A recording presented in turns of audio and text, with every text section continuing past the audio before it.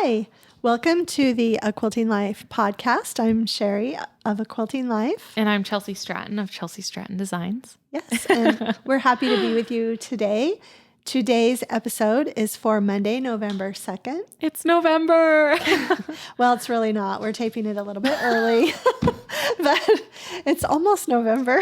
It's sweater weather, you guys. Yes, Chelsi's playing the part today. So yeah, I don't care if it's 90 degrees. I'm wearing a sweater. Yes. I am manifesting sweater season because it's time. And it is getting down into the 60s at night. So it is, yeah. We're happy here. We're able to open our windows up at night for a little bit, and that way some cool air gets through the house. It's still a little hot, guys. Yeah. In Southern Nevada. So this month, we are going to have 3 episodes. Yeah. And so what we decided that we would do when we have those 3 episode months is we'd kind of make one episode a special episode. Yeah. And we're so excited about today. it. That's today. It's today. It's an all tip episode. Yeah. So just tips. And so I think it's going to be a lot of fun. I think it's going to be fun. That's all we're going to be talking about. So. Yeah. Chelsi wrote 10 tips and I wrote 10 tips and we haven't seen them. Yes. So some could be the same. Right. And it depends on how long we talk. Maybe we'll only do 5 each and save the others for another day. We'll see how the time goes. Okay. Just before we get started, I'm going to talk about the quilts. This one is a brand new pattern I have with Balboa Fabrics. It's called Fresh Picked. And if you got the Balboa project package, it was included in your package. And so you already have it, but anyone else can buy it now. It's in paper and PDF. And that is, I guess, my newest quilt. Yeah. The quilt on the table actually just came back to me. This is in a brand new Moda All-Stars book, Top the Table, which has all different layer cake quilts. And this is my layer cake quilt that was in that book with the Summer Sweet fabrics. And it's bringing me back with the Summer Sweet. Yeah. That feels like a lifetime ago. Yeah, I feel like I made this about a year ago. Yeah. And now that book, I'll have to check. It's either coming out soon or it's out. And I'll put a link to that. And then last thing, on the table, I have the American Patchwork and Quilting 2021 calendar because the October quilt is so cute. Your pumpkin quilt is adorable. Quilt with our Summer Sweet fabrics also. Yeah. And I can pop a picture up also on the video. And it comes with the calendar and also with a pattern booklet. The patterns. So you can make all of the quilts that are in the calendar. Yeah. So. And what's cool is it's like you could just, go month by month, or even if you didn't want to, you could just do 6 for the year. Just pick your favorite ones. Or it's really, really cool, I think. Right. So. And even if you just want to look at it for inspiration. If you just want to look at it. Yeah. So thank you for. Yeah. No, one thing I wanted to mention about book or magazine projects is that, you really don't get them back for like a year. A year. My pumpkin quilt that was in American Patchwork and Quilting. Right. I remember I was like, I don't like, I want to submit this, and Mom was like, you should submit this. And, but I didn't realize, holy cow, like, the publication doesn't come out forever. It takes so much work to, finish a book project or, a magazine to come out. So it was interesting. It was a cool learning process for me. And so it's fun. It's always a nice surprise when you get your project back. So right. Because like I said, this came back today and I knew I was getting something from Martingale and I didn't know what it was until I opened the box. And I think I just realized, I think I misspoke the title of the book. I think this book is Takes the Cake, but there is another book called Top the Table by Martingale as well. But this is Takes the Cake and it's all layer cake quilts. Yes. So, okay. Just to clarify. I got a lot of book titles in my head right now. So guys, Mom is like, I'll like message her and be like, oh my goodness, I woke up and like got homeschool done. And she's like, well, I woke up at 6 a.m. and took a walk this morning and had a healthy breakfast and like sewed 20 things. And no, that's not even in a bad way. Like I'm always asking, like she gave me a time management thing recently and I think it's going to be really, really helpful. I've been doing it with school. Oh, good. So I'm always ending around the same time and I'm always getting up at the same time now, which has been super helpful. And I've been able to find time to sew. So that's great. Mom is super good at like time management and being productive. So I'm taking tips, guys. I try. Tips today. Tips. Okay. So do you want to go first? Yeah. Okay. Yeah. Okay. So my first tip is actually about pressing and my quilter had talked to me about this. When I had first started quilting, especially with my borders, when I was pressing, like pressing. Right. And she, just told me, you don't want to push. Really, you're just pressing. And that was super, super helpful for me. I'm sure a lot of people already know this, but if you're a beginner quilter, you don't want to press and stretch and get those waves, on your border or your quilt. And so that's my first tip, guys. Good pressing makes a good quilt. And I can thank my quilter, Marion, for that. So that's a great tip. That is my first tip. Oh, I love that. Okay, so my first tip isn't really, it's more general, I guess. So it is enjoy the quilting journey. Don't worry about perfection. And a really great example I wanted to share about this was I had some quilts on the wall in our old house that were really early quilts that I did. And they had all kinds of points cut off, and they weren't terrific quilts in any sense, but I loved them because they represented my quilting journey. And I loved having them on the wall and walking by them and looking and seeing that a quilt doesn't have to be perfect to be beautiful and to be loved. Yeah. And I'm actually the room where we're sitting in across the wall from me is one of my pretty early fall quilts. What? And I'm looking, those flying geese they have some corners cut off, and the leaves on that quilt, they have points cut off, and I love that quilt. And in fact, my friend who quilted it told me how much she loved quilting it, and she never said a word about my points that were cut off. So Enjoy the journey. Enjoy your quilting journey. That's my first tip. I'm glad you brought that up because I have a whole box of quilt tops that I am like too afraid to like send to a quilter to be quilted because they're not perfect. And Mom's like, no. And I really should send them to be quilted because I agree with you. I think I took a lot of time to sew those and piece those together, like a lot of my early stages of quilting.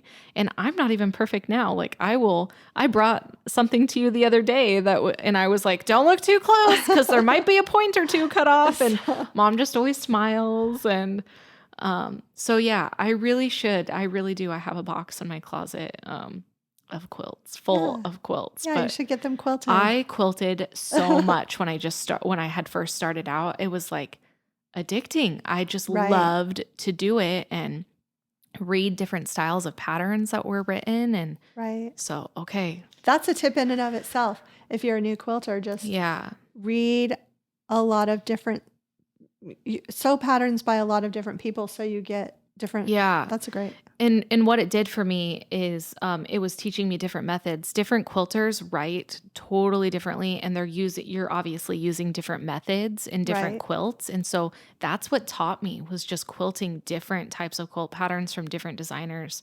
And I just remember struggling with just the methods I think are so easy. And so yeah. Yeah. But maybe I'll get the courage, you guys. Awesome. Hopefully someday. Okay, so you might remember this tip from our last podcast, but for me, it's totally a part of my process. I do not cut and sew a quilt project the same day. I will cut out a project or even two projects in one day. Mm-hmm. And, it takes quite a bit of time, especially if, some quilts have different, blocks, a lot of different pieces. And then that way I get to enjoy and start quilting the next day. That's all I get to just sew. And that's my favorite part is just sitting at the sewing machine and getting to sew. And just recently I had an opportunity after homeschool to just sew all day long, and it felt so, so good to be able to do that. So that's a huge tip for me. And like, I don't just obviously I'll lay out one project, but say I cut out two, I'll just put the other one in a project box. And Right. that way it's all ready for me. If I don't even get to it for a month or two, it's ready to sew. So that's like a huge thing for me, especially saving time with having little kids at home. So Yeah.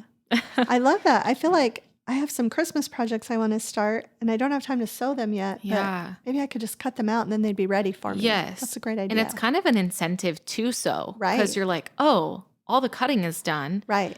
And I don't wait to cut at I don't not cut my borders. Right. When I start cutting out a project, I know some people who are like, oh, I'll cut my borders when I get to it, or I'll cut my binding when I get to it. I cut absolutely everything out. That way I don't have to stop and be like, oh, I forgot to cut that one thing that, I'd rather just be sewing right now. So Right.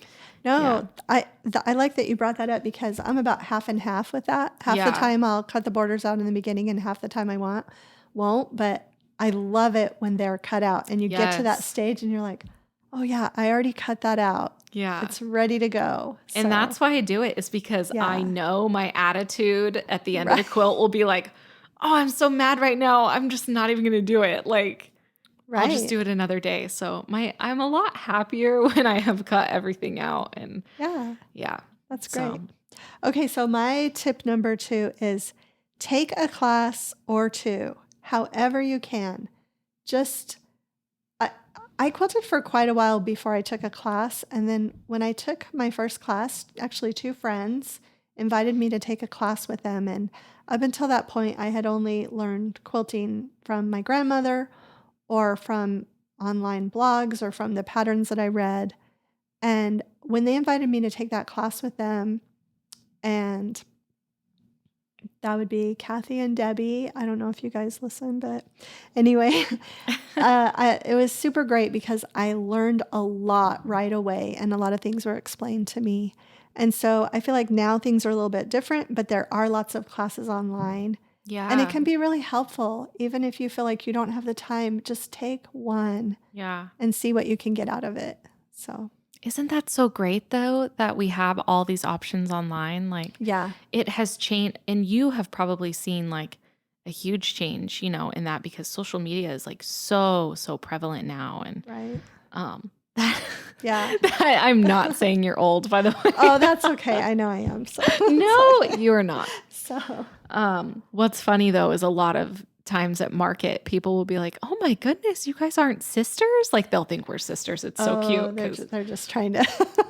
Okay.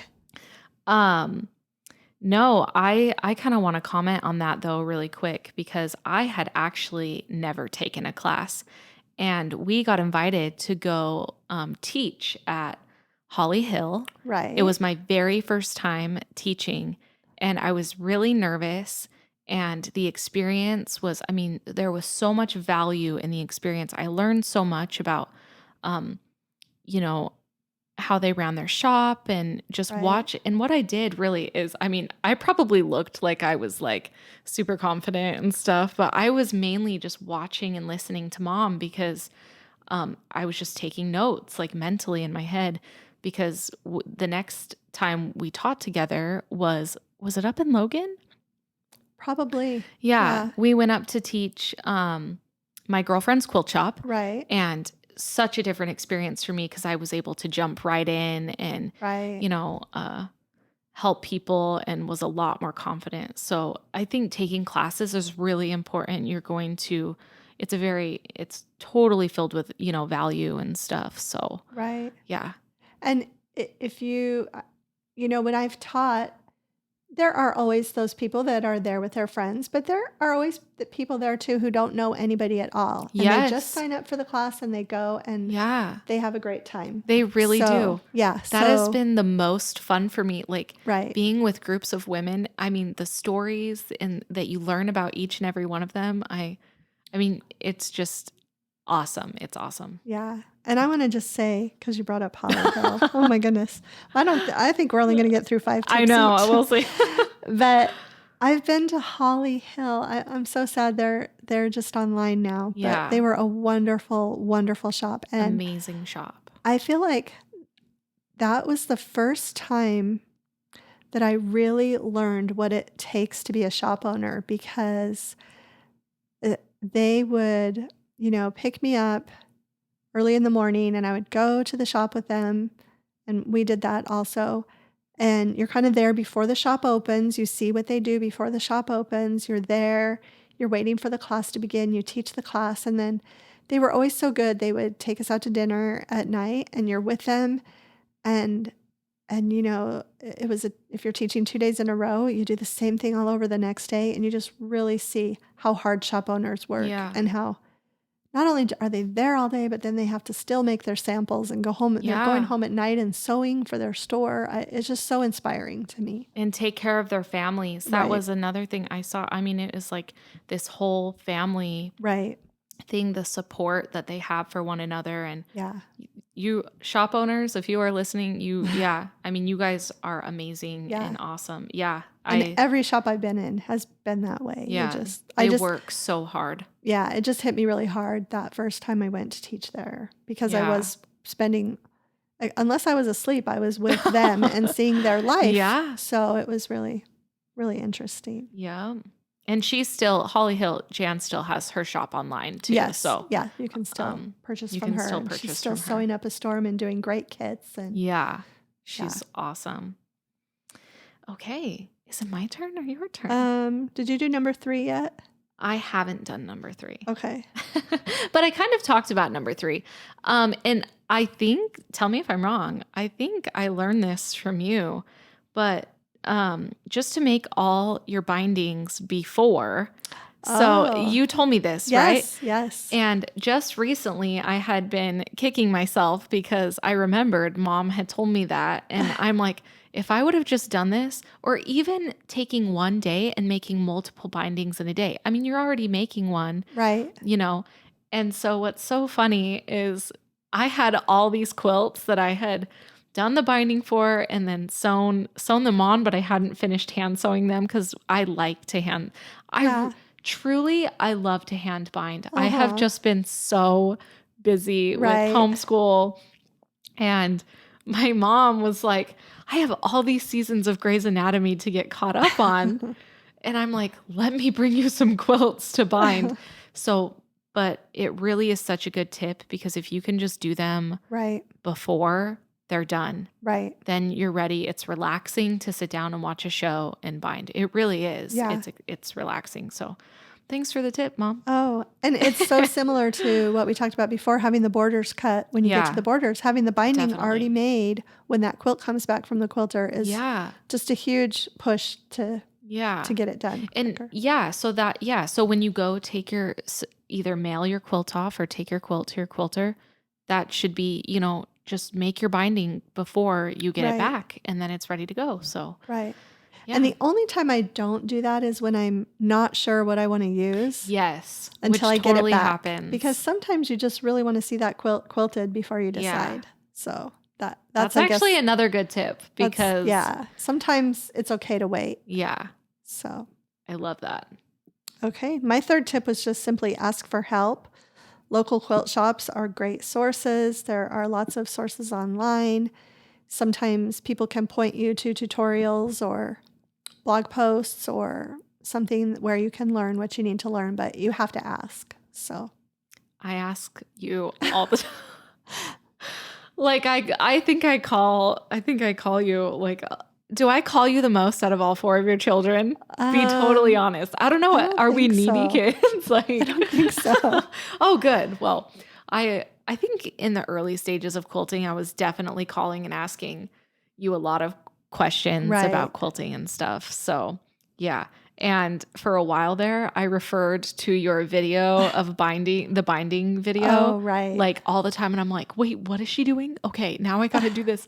When I was first starting out, because I'm like, I can't call her. I know I can do this. So no, you can always call. There are so many resources though for help. Right. Though. Guaranteed there's probably a quilty friend, and if not, tutorials online, blogs have so many tips. So yeah, you just search it and you will find people. Yeah. No, I was lucky I had my grandmother to call. So I called her all the time with my quilting questions. Okay, so my next one is pin, pin, pin, you guys. That's a great tip. I have a really embarrassing story. I called Mom one day and I was like, I don't understand like why my rows are not like lining up. And Mom's like, well, are you pinning? Like, are you pinning your rows? And I was like, yeah, I'm totally pinning my rows. Like, who wouldn't pin their rows? Well, guys, this is early stages, so don't judge. I literally had been pinning using Wonder Clips. Oh. So I had just put the Wonder Clips on, but it is not as sure. Not that they were completely off. Right. When you pin your projects, your rows together, and you get them, in those scenes, you know what I'm talking about. The scenes nesting. Yes. Yeah. It is going to hold your quilt together. There can be tension that can, cause the quilt to shift. You need to pin. Like when I'm sewing my backing together, I pin everything now. Actually, Moda sent all the designers like a list of questions, and they're like, "Are you a fan of pinning or do you not pin?" And I'm like, I think I like over pin. I should create a meme for it because everything is pinned together. But that is my other big thing is just pin. Yeah. Pin. Great. Okay, people. Great tip. When I promise your next project, when you're pinning, you're going to be like, pin, pin, pin, because Chelsi talked about pinning. Awesome tip. Okay, my number 4, I think that was, right? Yes. Okay, my number 4 I just did is number 4. Make, double check your 1/4 inch seam.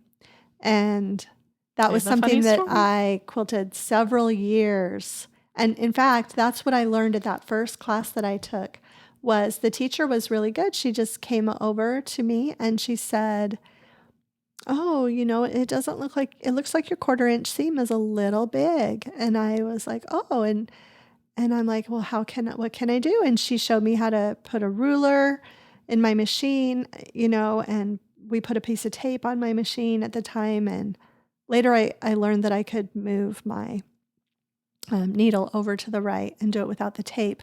But that was such a great help because once she showed me that simple thing, my quilting accuracy just increased immediately. So yeah, check your 1/4 inch seams. And I do have a video on that too here on the channel. Oh, awesome. Yeah. I actually, when our Desert Bloom collection came out, you had given me a layer cake and you were like, hey, this is like, you're just starting quilting.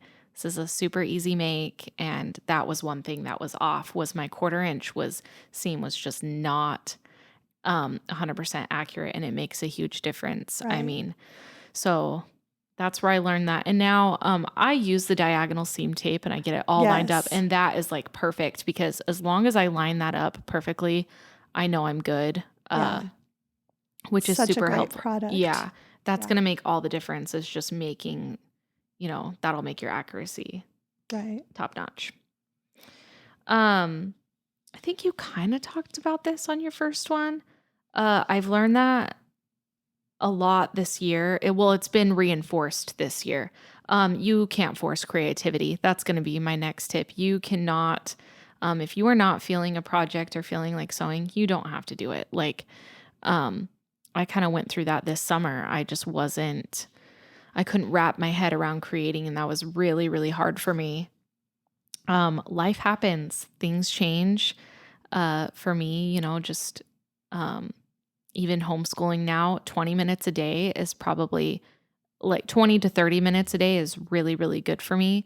But, just like a couple weeks ago, I was able to get hours in, which was crazy. I couldn't even believe it. But it just is a day-to-day thing. But especially when designing a fabric line, I know Mom knows this. Sometimes she'll be like, oh, well, like, what are we working on now? What are we going over? And I'm like, I haven't even like done anything right now because I'm not feeling it. But like when I'm feeling creative, it's like I'll have so many things. It's just the gates are open. Yeah, the gates are open and it's how it's supposed to be. So I may feel like sometimes there can be a lot of pressure on having to do something with the excitement of maybe new patterns that have come out that somebody created and, some people can whip out a quilt in a day. It's crazy. But just not forcing it is super important and keeping that great spark. tip. So yeah, I really like that. My next tip is challenge yourself regularly. Always have at least one project going on that's a bit out of your comfort zone. Just one thing that maybe you think is hard or that you're not doing perfectly, whether it's applique or curved piecing or just small piecing, or I just think it's really good to have something that is making you stretch just a little. And it doesn't have to be something that you work on all the time, but maybe that you just pull out now and again just to keep that growth process going. yeah. So, You designed a quilt with Clover Hollow. Is that the Balboa quilt? mm-hmm. That quilt is called Balboa, and Yeah. it has curves. And Yes. I was super intrigued by that, and I kind of made a mental note of it because I am totally like doing curved piecing. It like scares me so bad. And every time I get around to it, I'm like, nope, maybe next time. But no, Vanessa Gertzen of Lella Boutique, she designed. So I kind of made a mental note of that curved piecing, and she designed a pattern called her tulips quilt, I believe, with her nest fabric. And she gave me the pattern, and she said, "I'm going to give you this pattern. Curved piecing is, I promise you will find it is so much fun, and you totally need to make a quilt." So it's actually in my box as one of the quilts I need. So actually, I think I need to tackle that one next. But I loved that. I loved that she was like, "You take this pattern and you learn that technique because it's not as hard as you're making it seem." And Right. so I like that. I like challenging yourself. It's how you learn. It's how you grow in any aspect. So I think that's really, really important. Yeah, I thought, yeah. Tulip quilts in the future, people. Yes. Okay, so I think we've each shared 5 tips now, and we're each going to share 2 more. Yeah. So my next tip is, and I almost kind of brought it up when you were talking earlier, but a little bit similar. The same. Well, when you talked about not forcing creativity. Oh, yeah. So my tip is don't be afraid to stop a project if you're not feeling it or to repurpose it. So in other words, if you have a project and you're excited about it, you start sewing it, and then you get a third of the way through and you're just not loving it, whether it's the fabrics or the combinations or even the pattern itself. Yeah. I say don't be afraid to quit. And maybe you made some blocks and you can make it into a table runner and give it to somebody, or maybe you just want to donate the whole thing and get it out of your house. Don't be afraid to do that. So I think it's okay. I had a project like that once that I donated and to a friend's sewing group, and she told me later that there was a project and one of the women in the group had taken it and finished it and she loved it. Oh my goodness. And that's I was awesome. so glad that I had donated it, and it wasn't bringing me joy anymore to keep working on it, but somebody else loved it. Yeah. So just don't be afraid if you're not loving something. Just it's okay to give it up. That's really cool that she found it and she found joy in that project. That's really awesome. And I love that, you weren't like, I'm just going to throw this away. Like, you repurposed it and somebody else was able to use it. And sometimes you find that. Sometimes you start a quilt project and you're like, I really don't like this, or I don't think I'm going to, use this in my house or put it on a bed. And that's okay to feel that way, because sometimes it just changes. Sometimes your idea of what you think it's going to turn out to be is not what happens. Right. So, and that's okay. That's all part of creativity. So, okay. So we have definitely talked about this before, but I actually want to remake a pattern that I made before that was a mini. It's Camille's Clam Bake Mini. And what I really want to do is I want to make it in all of our fabric lines. That'll be so fun. So cute. It's the cutest pattern. I've also made the larger version, which is equally as cute. But what I found when making the first one, and I was newer at quilting, I didn't starch any of my smaller pieces. And those are small pieces. Right. So my other big tip is starching. For me, I don't do it on all of my quilts. Right. But when I am sewing with small pieces and small blocks, I starch every time because it's just so helpful. I mean, you're not going to have that fray on the edges and fabrics aren't going to get stretched weird. So, um, yeah, starch, guys. Yeah. Starch. And I always think of Kimberly from Fat Quarter Shop when I think about starching because she's always like, "Where's my starch?" Yes. My starch. And we were talking for some reason when we were there filming, she was talking about her starch went missing. Oh. Or like it was sold out, and she was like, "What?" So starch, guys. Sorry, that was Starch. super random, but No, I always think of her when I'm starching. It's funny that you said you want to make a mini clam bake with our fabrics because I've thought of doing that too. What? I never made the big version of that quilt, but I did make her mini version with her fabrics. With her fabrics. When the In pattern Ruby. first came out. Yeah. Or Little Ruby. Yeah, and I still have the pattern and it would be super cute in our fabrics. Yeah. So. Okay, guys. Wow. I think we're both going to have to make one. We might have to do a sew along with each other. We should. We should. So, Progress pics and everything. Yes. Awesome.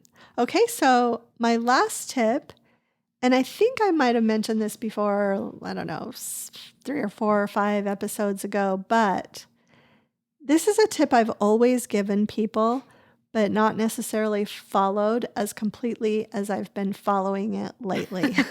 So I have a knack for doing that. I always knew it was a good tip and I always tried to do it, but lately I've had to do it and it really helps. So clean your sewing space regularly. And really filming videos for the YouTube channel during this time of pandemic has made me realize how important that is because we filmed really regularly through the summer. Mm-hmm. And so I always had to make sure that my sewing room was cleaned up and ready to film. And it has been a huge blessing. Sometimes you just don't want to take that time to clean up and put things away and sort. Oh, totally. You'd rather be sewing, but it makes a huge difference. And so that's my final tip to just, do that, schedule time on your calendar weekly to just do a mini sort and a mini clean and you'll just be much more productive. I'm glad you brought that up because my rule is, and I'm a big cleaner and organizer anyways. I have been since I was born. But my rule for myself is that I do that clean after every project. So like when every new quilt, so every Happy Days quilt, afterwards it was vacuum and sweep and wipe down and dust and everything. Great. And what it does for you is it clears your palette. It like my dad, he's always like, I got to clear my table. I've got to clear it off. And it's been really helpful for me. I feel like I used to be like, oh yeah, I've got like 6 things going on and they're all right here. And it just wasn't like, it wasn't good for me to like see that just for like me personally. It's important for me to clean after every project. So after I'm going to finish a quilt, actually, hopefully tonight, I just got to put the rows together. And then I'll clean it again. But what's so great, and so I don't make her do this, but my oldest daughter, she loves it. She's like, "Oh, are you done with a project? Can I vacuum? Can I earn $1 or 2 by vacuuming, cleaning your room?" So I have help. That's great. Don't be stealing her from me. Because, I might have to have her help me. She right now she's super in that stage where she loves earning money and saving and deciding what she wants to use to save and to spend. And so she'll peek her head in there and be like, "So how's your project going, Mom?" So it's really cute. But oh, that's so sweet. Yeah, no, I cleaned my sewing room today and it had gotten pretty bad because we hadn't filmed anything for 2 weeks. So it went 2 weeks and I was just like, oh no, I can't do this again. I have to get back on my weekly schedule of cleaning because now it's beautiful in there and my center island is completely clear and such a good feeling. Yeah, I have some bindings I need to prepare and now I can just put those fabrics on the table and there's plenty of room and I can cut it and it's great. So, I love that. Yeah. Okay. So my last tip is because I just recently had to do this after I had some scraps from this Balboa quilt that I was making for the project package. And to organize your fabrics by color. So this is just on organization. For me, it's easier to organize them not by a specific fabric line, but to do it by color. So I have bins of separate colors, and it's great because if I want to do a color-oriented quilt, which I do a lot, I have them to pull from. And actually, when you had brought up that Lisa Alexander had taken the mini charms and separated by color, that's my next project. And I'm really excited about it because I collect the minis and I can't wait to see what I get. And I think by doing that, I'll see a lot of potential in all of the different shades and ranges of the colors together for one project. So that's kind of my goal when I have some time. But so that's my tip. If you're organizing your fabrics and you've thought about doing it, I suggest by color. I think it's a great way to organize your fabrics. So yeah, I love that. In fact, I just made myself a note. Mom's making a note. I want to organize my mini charms by color too. And so, this was really fun. I hope everyone. Thank you. Thank you. Yeah. So it was fun to, because we didn't talk about what we had. I had emailed Chelsea earlier, write them down, come prepared, and I will do the same thing, but we never talked about what we were going to share. And I love that. I love that we don't sit and be like, okay, well, what do you have? So it makes it interesting and fun. But so we hope you enjoyed this kind of special podcast episode today. Yeah. Whether you're just listening on your favorite subscriber or watching us on YouTube, we appreciate it. We appreciate it so much. We appreciate the feedback, the reviews, the comments. We're just so glad that you're here. And thank you. And our next episode will be Monday, November 16th. Yes. So that will, so this was episode 13. That will be episode 14. Yeah. We're just moving right along. So thank you so much for stopping by.